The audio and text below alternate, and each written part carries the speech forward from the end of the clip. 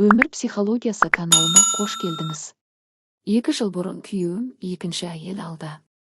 Біз мұсылманбыз. 8 жыл некедеміз. 2 баламыз бар. Күйеуім тағы бала болғанын қатты қалады, бірақ дәрігерлер маған бұдан әрі бала табуға тыйым салды. Екінші босанған кезде өліп қала жаздадым. Күйеуім тәуекелге барғысы келмеді. Тағы бір жас, дені сау әйел алып, одан бала көргісі келетінін айтты. Бұл сөздерді есту маған өте ауыр болды, бірақ мен көндім. Нәтижесінде ол 19 жастағы қызға үйленді. Оған пәтер сатып алды. Аптасына 2 рет барып тұрды. Бірақ 2 жыл өтті, ал ол әлі жүкті болған жоқ. Бірнеше күн бұрын мен өз гинекологыма бардым. Сол жерде екінші әйелін көріп қалдым. Ол дәрігерден шығып, боп-боз болып тұрды. Менің дәрігермен жақсы қарым-қатынасым бар. Ол менің кімге тұрмысқа шыққанымды және сол екінші әйелді де біледі. Ол маған құпия түрде екінші әйелдің шын мәнінде бала көтере алмайтынын айтты. Бұл жаңалық мені таң қалдырды.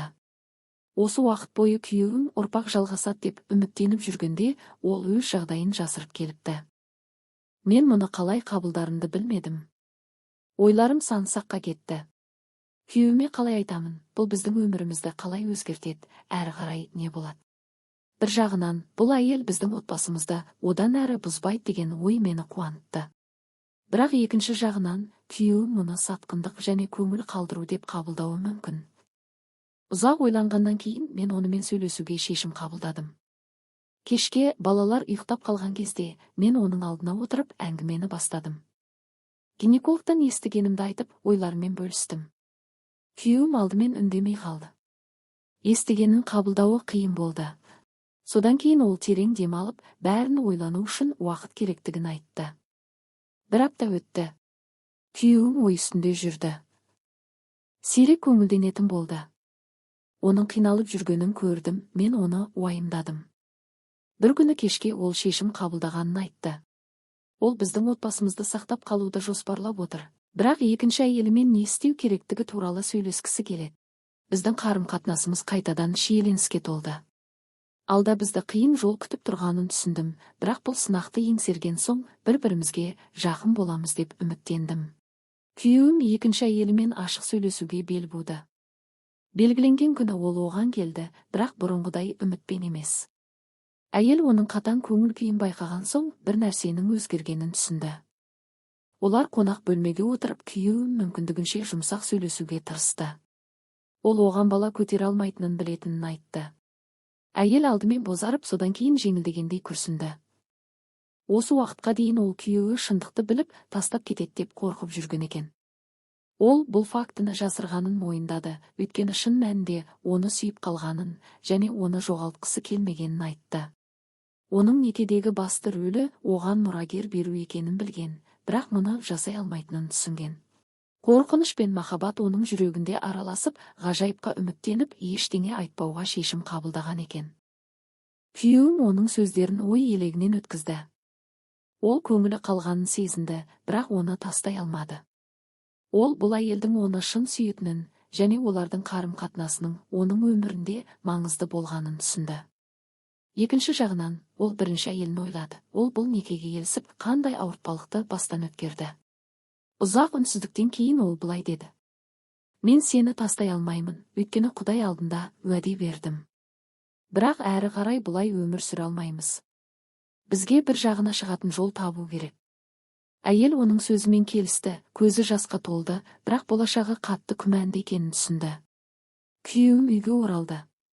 Бұл жолы бірінші әйелінен әңгіме қалай өткенін жасыра алмады.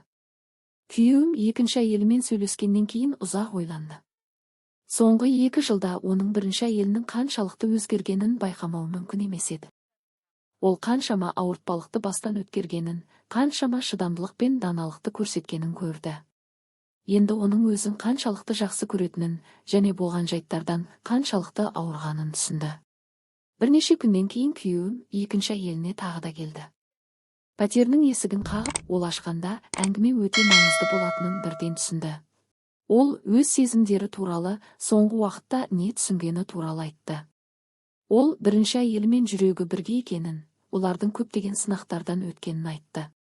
Ол оны жоғалтқысы келмейтінін, және өмірінде басқа әйел оның орнын баса алмайтынын түсінгенін айтты. Мен саған қамқор боламын деп уәде бергенмін, және бұл жауапкершіліктен бас тартпаймын деді ол екінші әйеліне. Бірақ біздің бәрімізге оңай болмайтынын түсінемін. Сен барлық махаббаты мен назарын саған бере алатын адаммен бірге болуға лайықтысың, ал мен мұны жасай алмайтынымды түсіндім. Мен сенімен шынайы болуым керек. Әйел оның сөздерін тыңдап көзін көтермеді. Оның бетіне жас ағып тұрды. Ол ерте ме, кеш пе, бұл сәттің келетінін түсінді. Ол оның шешім қабылдағанын және оны ұстап тұра алмайтынын түсінді.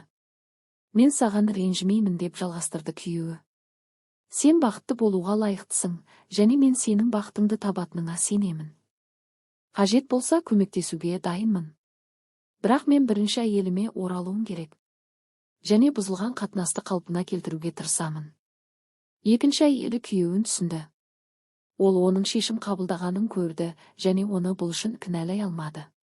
Ол өзі кеткісі келді, бірақ алғашқы қадамды жасауға батылы жетпеді.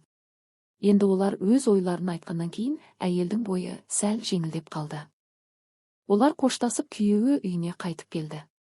Ол бірінші әйелін асханада отырған жерінен тапты. Ол әдеттегідей кешкі ас дайындап жатты. Күйеуінің қадамдарын естігенде ол бұрылып бірден бір нәрсе өзгергенін сезді.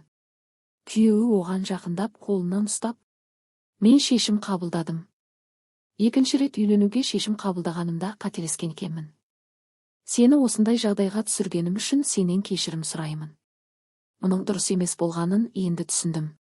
Сен менің жалғызымсың.